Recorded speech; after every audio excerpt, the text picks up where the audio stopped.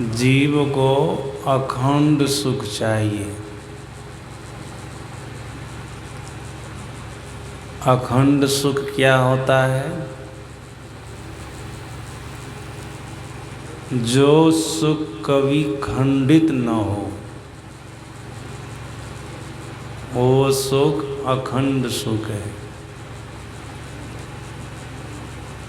अभी जो हम आपको संसार में सुख मिला है, यह सुख खंडित होने वाला है। जब तक हम आप जीवन धारण करेंगे, तब तक हम आपको संसार का सुख मिलता रहेगा। जब शरीर का परित्याग कर देंगे, तो यह सुख छूट जाएगा, खंडित हो गया। और कभी कभी ऐसा भी देखा जाता है,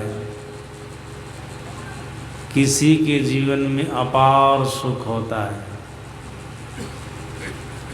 लेकिन जब उनके जीवन में अच्छा प्रारब्ध का नाश और बुरे प्रारब्ध का प्रारंभ हो जाता है, तब फिर उनके जीवन से सारा दुख चला जाता है, सारा सुख चला जाता है। उनके जीवन में थोड़ा सा भी सुख नहीं रहता है। जीवन काल में भी सुख खंडित हो जाता है। जब बुरा प्रारब्ध आता है, अच्छा प्रारब्ध खत्म होता है, तो जीवन काल में भी सुख साथ छोड़ देता है। तो महापुरुषों ने समझाया और कहा, संसार का सुख माइक सुख है और यह सुख खंडित सुख है। लेकिन जीव को चाहिए अखंड सुख। वो कौन सा सुख है? वो निर्मायिक सुख है, परमात्मा में विराजने वाला सुख है। जब एक बार जीवन काल में सुख की प्राप्ति हो जाती है, जब तक जीव जीवन धारण करता है, तब तक वह सुख उनके साथ रहता है। जब शरीर का परित्याग कर देता है, तब भी वह सुख उनके साथ रहता है। मतलब जब तक शरीर में थे, तब तक उस सुख को भोगे। जब शरीर का परित्याग कर दिए, तब भी उस सुख को भोगे। याद रखिएगा आप लोग, सांसारिक सुख, माइक सुख, ये आने जाने वाला सुख है। इसलिए कि माया आने जाने वाली है, माया शाश्वत नहीं है, सनातन नहीं है। इसलिए उनसे प्राप्त सुख भी शाश्वत नहीं है, सनातन नहीं है। यह सुख भी आता और जाता है। लेकिन शास्त्रकारों ने, महापुरुषों ने कहा है, परमात्मा शाश्वत है, सनातन है। उनका कभी आना जाना नहीं होता है। इसलिए उनके अंदर में जो विराजने वाला सुख है, वह भी शाश्वत है, सनातन है। वह भी सुख कभी आता जाता नहीं है, एक समान बरकरार बना रहता है। ये अखंड सुख है। लेकिन ये सुख जीव को प्राप्त कब होगा? जब जीव बंधन से मुक्त होगा। जब तक बंधन में रहेगा, तब तक जीव को अखंड सुख मिलने वाला नहीं है। अखंड सुख को प्राप्त करने के लिए इनको बंधन से मुक्त होना होगा। आप कहेंगे जीव किसी से बना है?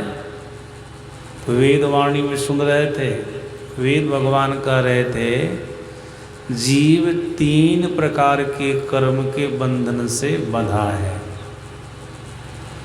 उदुत्तमं वरुणपाशमश्मदवाधमं वीमध्यमं श्रद्धाय अथावयमादित्य व्रते तवा नागशो अदितयिष्यामः। वेद भगवान कह रहे थे जीव 3 प्रकार के कर्म के बंधन से बंधा है। वे 3 प्रकार के कर्म क्या हैं? सात्विक कर्म, राजस कर्म और तामस कर्म। ये 3 प्रकार के कर्म हैं। आप लोगों में जो विज्ञ लोग हैं, विद्वान लोग हैं, ज्ञानी लोग हैं, सब लोग समझ गए होंगे सात्विक कर्म क्या होता है, राजस कर्म क्या होता है, तामस कर्म क्या होता है। लेकिन जो सर्वसाधारण स्तर के प्राणी हैं वे इस बात को नहीं समझे होंगे। उनके लिए मैं खुलासा करके कहता हूँ, सात्विक कर्म आप जीवन में निष्काम भाव से जो कर्म किए हैं, दूसरे की भलाई के लिए जो कर्म किए हैं, दूसरे के कल्याण के लिए जो कर्म किया है, जिसमें आपको अपना फल पाने की कोई इच्छा नहीं है, केवल और केवल दूसरे का भला हो, दूसरे का कल्याण हो, निष्काम भाव से कर्म किए, इसी कर्म को महापुरुषों ने सात्विक कर्म कहा है। ये सात्विक कर्म है।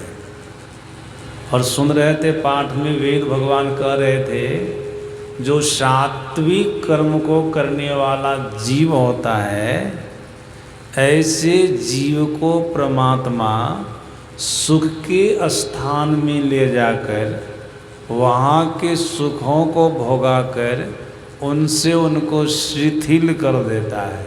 मतलब नॉर्मल जनरल बना देता है, जैसे पहले थे वैसे बना देता है। सात्विक कर्म करने वाले जीवात्मा को परमात्मा सुख के स्थान में ले जाता है। सुख का स्थान क्या है? सुख का स्थान है स्वर्ग, ब्रह्मलोक, वैकुंठ लोक, ये सब सुख का स्थान है। यहाँ जाने वाले जीव को अपार सुख मिलता है।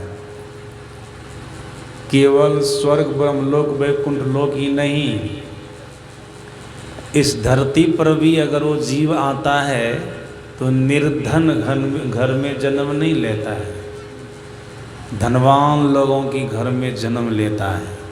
जो सात्विक कर्म को करने वाला होता है धनवान लोगों के घर में जन्म लेता है, जहाँ पर अपार संपत्ति है, अपार धन है, जब जो चाहता है वो कर लेता है।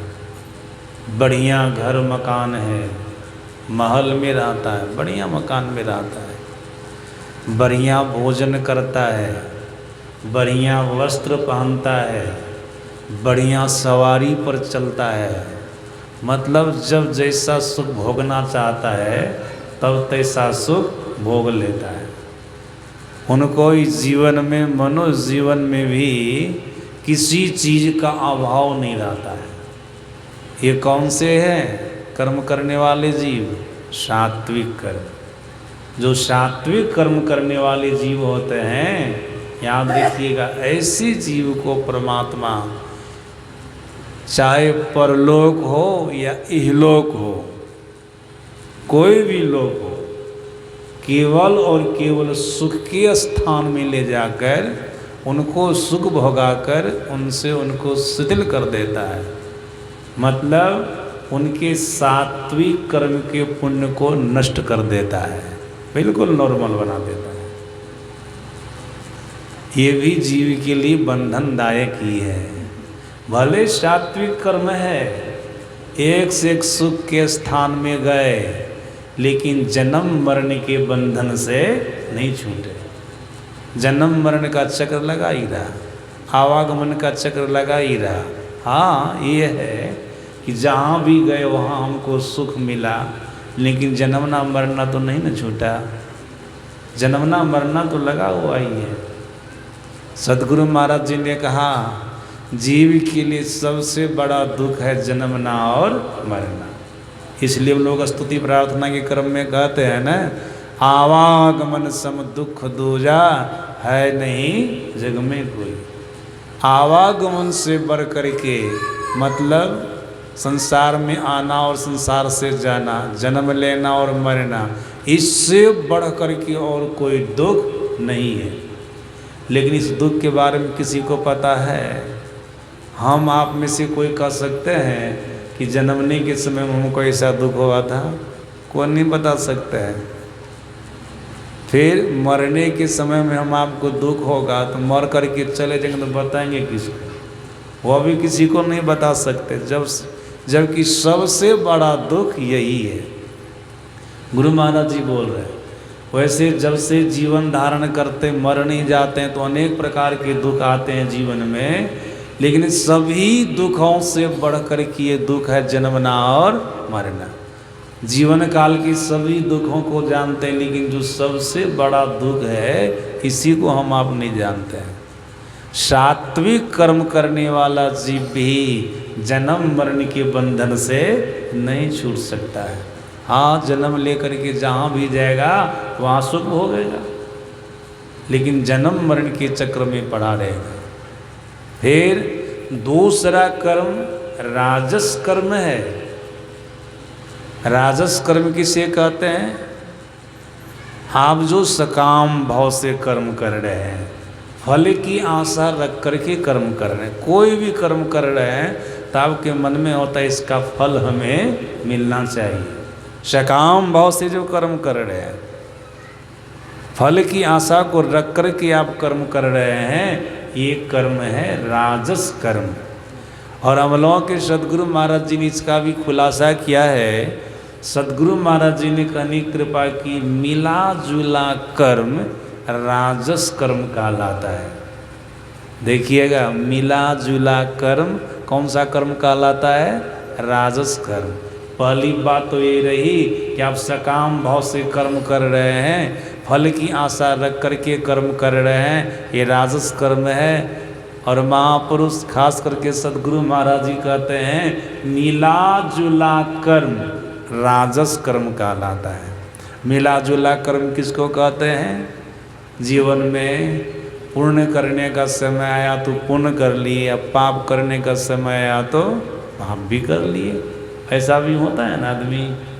अभी जो हम लोग यहाँ पर सत्संगी हैं और साधुओं महात्मा हैं, ऐसा कोई कह सकते हैं कि केवल और केवल हम लोग पूर्ण कर्म करते हैं? कोई दावा नहीं कर सकते हैं। सबसे कुछ न कुछ पाप और पुण्य होता है। ये मिला जुला कर्म है। सज्जनों, हम सत्संगी साधु तो साधारण प्राणी हैं। इस धराधाम पर भगवान राम आए न अवतारी पुरुष, उनसे भी मिला जुला कर्म हो गया। उनसे भी मिला जुला कर्म हो गया। क्या मिला जुला कर्म? अरे धर्म के स्थापना के लिए आए, बढ़िया बढ़िया काम तो किए ही। अधर्म को मिटाने के लिए, धर्म के स्थापना के लिए बढ़िया बढ़िया काम किए, लेकिन घटिया काम भी उनसे हो गया न। बाली को छिप करके मार दिए तो बाली ने क्या कहा? धर्म हेतु अब तेरू को साई मारे मोहि व्याधि की नाई। आपने धर्म की स्थापना के लिए संसार में आया और व्याधा की तरह आपने हमको मारा। ये काम तो व्याधा करता है। सदगुरु महाराज जी अपने प्रवचन में कहनी कृपा की, भगवान श्री राम से भी उंगली दिखाने वाला काम हो गया, जबकि भगवान है, उनसे भी उंगली दिखाने वाला काम हो गया। और याद रखिएगा, इस भगवान को भी इस कर्म का फल भोगना पड़ा है ना। इस कर्म का फल इनको भी भोगना पड़ा है। ये त्रेता युग की घटना है। द्वापर युग में यही राम कृष्ण बने हैं और यही बाली जरा नाम का व्याध बना है। महाभारत के युद्ध मैदान में भगवान श्री कृष्ण के शरीर में हजारों लाखों बाण लगे, लेकिन वो बाण उनका प्राण त्याग नहीं करवाया, उनको जान से नहीं मारा, लेकिन वही जरा नाम का व्याध एक बाण मारा, उनका प्राणांत हो गया। प्राणांत हो गया ना। ये द्वापर युग में ये घटना घटी। सज्जना, ये अवतारी पुरुष हैं, इनसे भी मिला जुला कर्म हो गया, इनसे भी। फिर कृष्ण के जीवन को देखिए, सज्जनों, ये स्वयं तो झूठ बोलते ही थे, माखन खा लेते थे, मिट्टी खा लेते थे। और जब माता जशोदा पूछती थी तो क्या कहते थे? मैया मोरी मैं नहीं माखन खायूं। भले योगी पुरुष थे, योगस्थ होकर के कर्म करते थे, कर्म का लेप उनके ऊपर नहीं लगता था। संसार के लोगों को दिखाने के लिए कर्म अपने ऊपर लेकर के दिखाते थे कि हमसे भी कर्म हुआ तो उसका परिणाम हमको भोगना पड़ा। सज्जन, ये स्वयं ये भगवान श्री कृष्ण जो धर्मराज की अवतार हैं युधिष्ठिर जी महाराज, महाभारत के युद्ध मैदान में उनसे भी झूठ बोलवा दिए। सभी लोग जानते हैं ना, उनसे भी झूठ बोलवा दिए। वो भी बोल दिए राज्य पाने के लिए, संपत्ति पाने के लिए। सज्जनों, क्या बोले? अश्वत्थमा हतो न रोवा कुंजर, बोलन दिए। भगवान कृष्ण के कहने पर ये बोले झूठ, जबकि अश्वत्थामा मारा नहीं गया था। झूठ मूठ का प्रचार करवा करके सज्जनों, द्रोणाचार्य को पुत्र का शोक उत्पन्न हो जाए, पुत्र का दुख उत्पन्न हो जाए और युद्ध करना छोड़ दे, इस अवस्था में गलत ढंग से इनको मारा जाए, इस ख्याल से झूठ बोलवा दिए, इस किला से झूठ बोलवा दिए। और युधिष्ठिर जी महाराज जो धर्मराज के अवतार झूठ बोल भी गए, झूठ बोल भी गए। तो सज्जनों, ये सब अवतारी पुरुष, महापुरुष, इन लोगों के द्वारा भी गलत कर्म हो गया, मिला जुला कर्म हो गया। बढ़िया काम करने के लिए तो संसार में वे किए थे, थोड़ा घटिया काम भी कर लिए, घटिया काम भी कर लिए, ऐसा देखा जाता है। ये मिला जुला कर्म है। हम लोगों के सदगुरु महाराज जी ने कहा मिला जुला कर्म राजस कर्म कहलाता है। सकाम भाव से जो कर्म कर रहे हैं वो राजस कर्म कहलाता है। सज्जनों, ये भी जीव के लिए बंधनदायक ही है। वेद भगवान कह रहे थे जो जीव राजस कर्म के बंधन से बंधता है न, ऐसे जीव को परमात्मा विविध प्रकार की योनियों में भेजकर वहाँ के सुख दुख को भोगाकर उनसे उनको शिथिल कर देता है। मतलब उनके पाप पुण्य को नष्ट कर देता है, नॉर्मल बना देता है। जैसे पहले था वैसे कर देता है, जैसे पहले था वैसे। लेकिन इनको विविध प्रकार की योनियों में जाना पड़ता है, कारण ये पाप किया है, इनको नरक भी जाना पड़ता है, इनको पशु पक्षी कीड़े मकोड़े के शरीर में भी जाना पड़ता है, वृक्ष पहाड़ के भी शरीर में जाना पड़ता है। अधम शरीर को ही भी पाते हैं, वहाँ जाकर के दुख भोगते हैं। और अपने जीवन में पुण्य कर्म किए हैं तो पुण्य कर्म के फलस्वरूप स्वर्ग ब्रह्मलोक वैकुंठ लोग जाते हैं, मनुष्य शरीर में भी आ जाते हैं। विविध प्रकार की योनियों में भेजकर वहाँ के सुख दुख को भोगाकर उनसे शिथिल कर देते हैं। वेद भगवान ऐसा कहते हैं, किनको? जीव को, जो जीव राजस कर्म के बंधन से बंधा है। हम लोगों में से बिरलेस में से कोई होंगे जो कोई सात्विक कर्म करने वाले होंगे, बिरले होंगे। लेकिन राजस कर्म करने वाले तो विशेष लोग हैं। जनरल सभी लोग लगभग हैं राजस कर्म। तो याद रखिए कि राजस कर्म होगा तो विविध प्रकार की योनियों में जा कर के वहाँ के सुख दुख को भोगना होगा। वेद भगवान ऐसा कह रहे हैं। सज्जनों, तीसरा कर्म है तामस कर्म। तामस कर्म किसे कहते हैं? तामस कर्म कहते हैं जो आलस में पड़ करके आप कर्म कर रहे हैं।